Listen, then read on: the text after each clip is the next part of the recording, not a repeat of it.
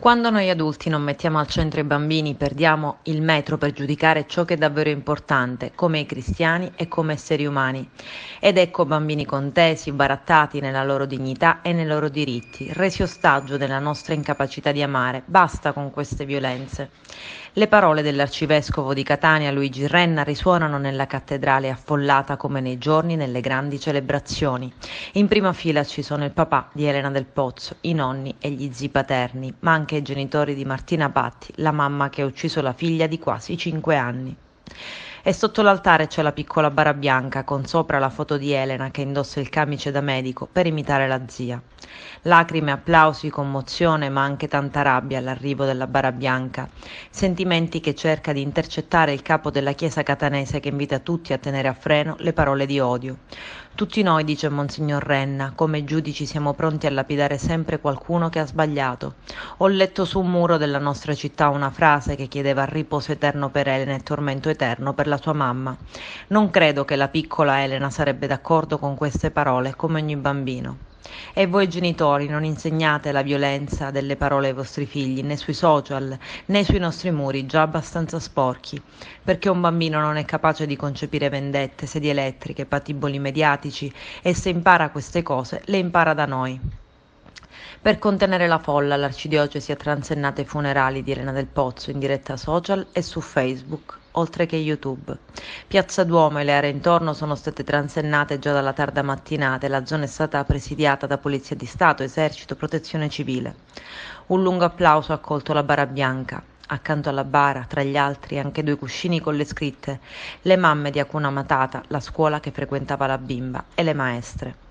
A chiusura della cerimonia la folla si è radunata sul sagrato della cattedrale e ha accolto con altri applausi la bara bianca, quindi un lancio di palloncini bianchi e centinaia di persone a scandire il nome di Elena. Per alcuni minuti il papà della bimba, Alessandro Del Pozzo, si è fermato sulla bara e in lacrime l'ha accarezzata a lungo. Il corteo funebre ha quindi lasciato Piazza Duomo da Porto Zeda, diretto al cimitero di Mascalucia, dove riposerà la piccola Elena.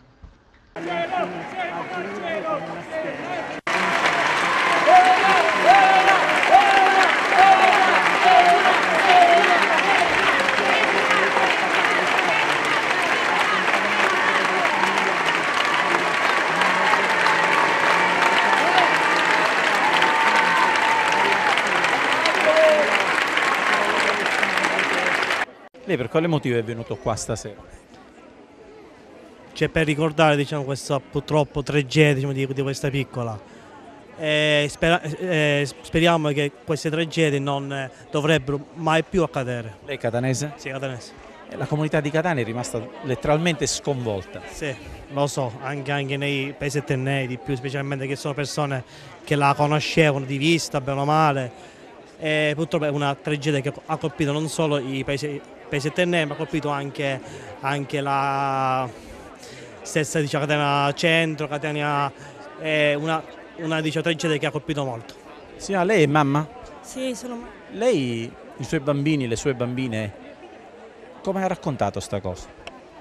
È una cosa, non si può neanche spiegare, perché non lo farei mai una cosa di questa.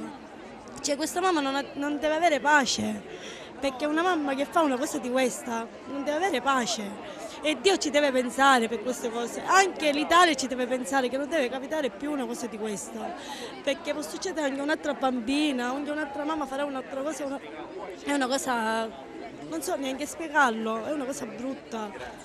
Che è venuta qua oggi? Perché quiero acompañar a los parientes de la bambina, porque no se merita que una mamá pueda asesinar a su propia figlia. No, questo no. Y lei la deve pagare. Un'assassina. Non c'è parole, una bambina ingenua, Elena, innocente.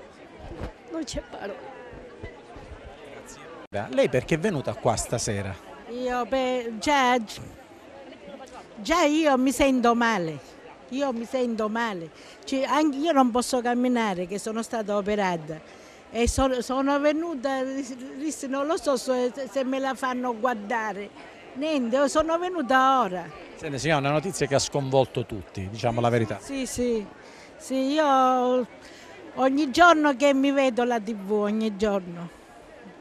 Mi è dispiaciuto molto per papà, per la mamma del papà, anche della mamma di lei. Grazie signora. Lei perché è venuto qua stasera? Io sto seguendo mia moglie perché il fatto, diciamo, l'omicidio di una bambina che ha carattere intrinseco nell'ambito umano. Siamo stati colti, diciamo, da questa situazione e costernati. Signora, lei da mamma? Da mamma, cosa pensa di dire? Ma io sono troppo commossa, non so cosa dire.